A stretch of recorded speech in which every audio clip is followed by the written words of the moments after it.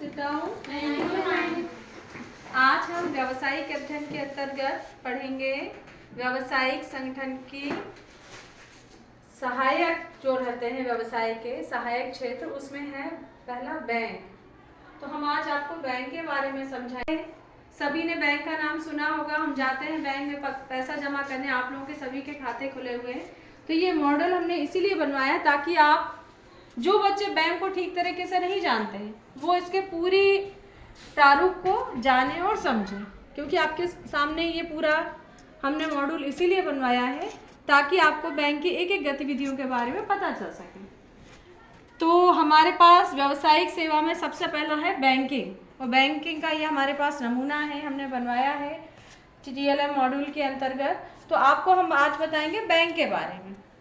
एक बिल्डिंग में एक भवन होता है जिसमें बैंक संचालित की जाती है, और बैंक का प्रमुख कार्य क्या रहता है? पैसे जमा करना और उधार देना। बैंक का प्रमुख काम क्या है? बैंक उस संस्था को बोलते हैं जो जनता की छोटी छोटी बचत और बड़ी बचत को भी जमा करने का काम करती है, और जिन व्यक्तियों को उधार पैसे की ऋण की आवश्यकता होती है उनको ऋण देने का काम बैंक करती है।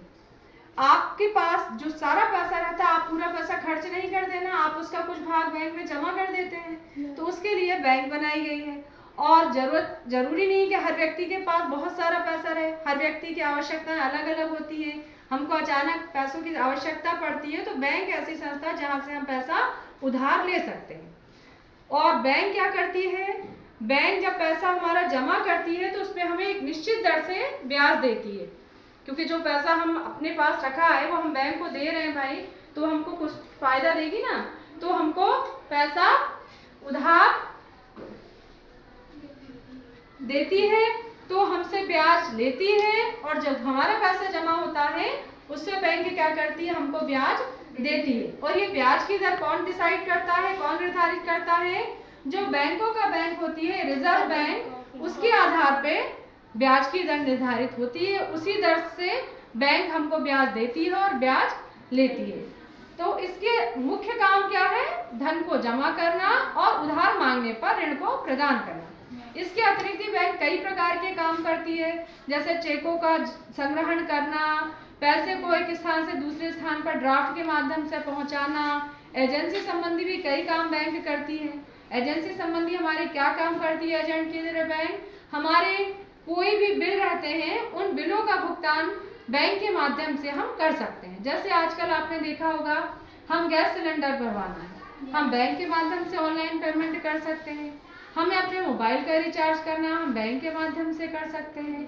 हमें किसी की किस्त भुगतान करनी है तो बैंक के माध्यम से कर सकते हैं। हमारा पैसा कहीं से इकट्ठा करना है, मंगवाना है, तो बैंक वो हमारी सहायता करती है। तो किसी भी तरह बिजली का बिल भुगतान करना है तो हम बैंक के माध्यम से कर सकते हैं। बीमा की किस्त देनी है बैंक के माध्यम से। तो ये बैंक के सहायक कार्य, एजेंसी संबंधी कार्य जो हमारे एजेंट के रूप में बैंक करती है।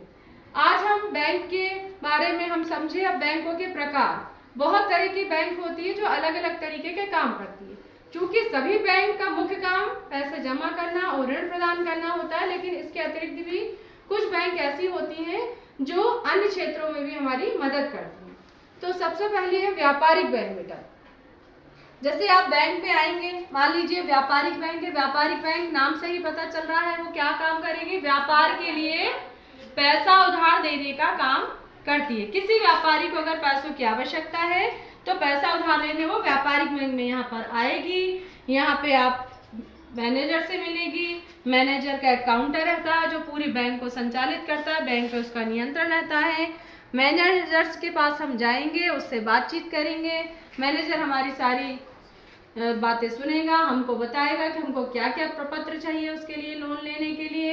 हम बैंक में वो प्रपत्र जमा करेंगे और हमको वहाँ से एक लोन विभाग रहेगा। लोन विभाग के कर्मचारी से हमें जाके मिलना पड़ेगा और वो हमको ऋण प्रदान कर देगा व्यापार के लिए। ठीक है, ये हम इसका TLM चार्ट देख रहे हैं। यहाँ पे एक काउंटर होता है जहाँ पे हम यहाँ पैसा जमा करने का काम होता है। जैसे कोई व्यक्ति आया, अपने पैसे को जमा करना, उसकी बचत हुई है, वो पैसे जमा करने के काउंटर पर आएगा और अपने पैसे जमा करेगा।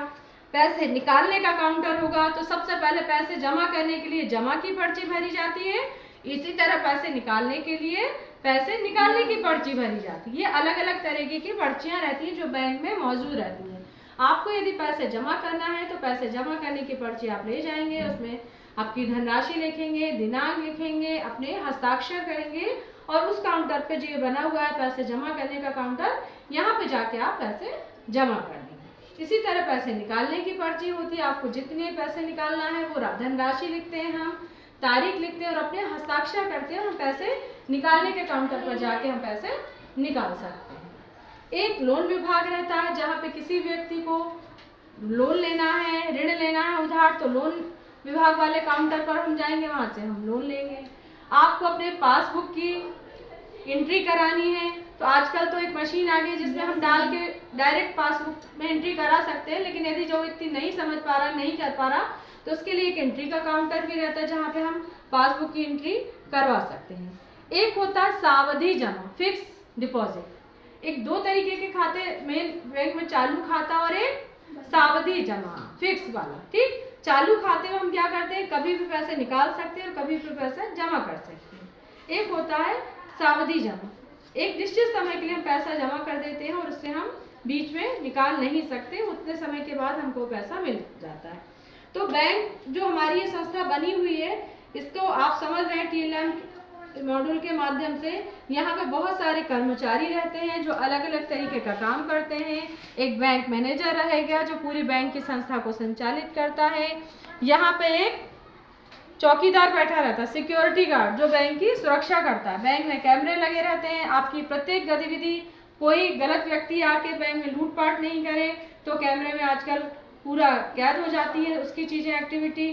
तो आप ये बैंक के माध्यम से, आप इस मॉड्यूल के माध्यम से समझ सकते हैं कि बैंक क्या होती है। ठीक है बच्चों, अब हम आज आगे आपको बताएंगे। आपने बैंक का मॉड्यूल समझ लिया पूरा। ठीक, अब हम बताएंगे कि बैंकों की बैंक कौन सी होती है। विभिन्न प्रकार के हमारे बैंक है, जैसे औद्योगिक बैंक हो गई, व्यापारिक बैंक हो गई, कृषि बैंक हो गई। कृषि बैंक हमको कृषि से संबंधित उपकरणों के लिए, खाद बीज के लिए हमको ऋण प्रदान करती है। औद्योगिक बैंक बड़े बड़े उद्योगों के लिए ऋण प्रदान करती है। इसी तरीके से हमारी एक होती है केंद्रीय बैंक। केंद्रीय बैंक क्या होती है, सबको मालूम है। जो बैंकों की बैंक होती है वो कहलाती है हमारी केंद्रीय बैंक। ठीक, केंद्रीय बैंक का प्रमुख काम क्या रहता है, नोटों के निर्गमन करने का कार्य रहता है। हमारे देश की केंद्रीय बैंक कौन सी है, रिजर्व बैंक ऑफ इंडिया। ये पूरी बैंकों पे, ये जैसे इलाहाबाद बैंक का हमने TLM चार्ट बनाया है। ठीक, सेंट्रल बैंक ऑफ इंडिया है, बैंक ऑफ बड़ौदा है, चाहे वो प्राइवेट बैंक हो चाहे वो सरकारी बैंक हो, सारी बैंकों का नियंत्रण केंद्रीय बैंक के हाथ में रहता है, वो इनके अधीन काम करती है। केंद्रीय बैंक का मुख्य काम है नोटों का निर्गमन करना, ब्याज की दर का निर्धारण करना और समस्त बैंकों के नियम बनाना। कोई भी बैंक रिजर्व बैंक से ऊपर नहीं जा सकती और नोटों के निर्गमन का अधिकार केवल रिजर्व बैंक को ही रहता है, किसी अन्य बैंक को नहीं रहता है। और ऐसे ही ब्याज की दर कोई भी बैंक अपने हिसाब से कम ज़्यादा नहीं कर सकती है। जो रिजर्व बैंक ने ब्याज की दर निर्धारित की है वही ब्याज की दर निर्धारित की जाएगी सभी बैंकों के लिए। तो आज का टॉपिक आपने बैंक के बारे में देखा बच्चों। हमारा TLM कॉर्नर से हमको क्या है, हमारे सामने बैंक का नमूना रखा हुआ है, तो हम अच्छी तरीके से समझ सकते हैं कि बैंक क्या होती है। यहाँ पे हम आएंगे, हम अगर धन जमा कर रहे हैं तो हम पैसे को जमा करेंगे, पैसे जमा करने वाले काउंटर पे जाते हैं, एक पर्ची जमा लेते हैं, उस धनराशि को लिखते हैं, धनराशि में लिखने के बाद हमारा साइन होते हैं और उस दिनांक को लिखा जाता है जिस दिनांक को पैसे जमा करते हैं।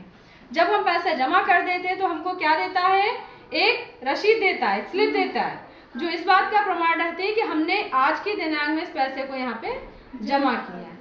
ठीक है, और बैंक मैनेजर का क्या काम रहता है, जो बैंक हेड रहता है उसका क्या काम रहता है, बैंक के सभी एम्प्लॉई जो भी कर्मचारी हैं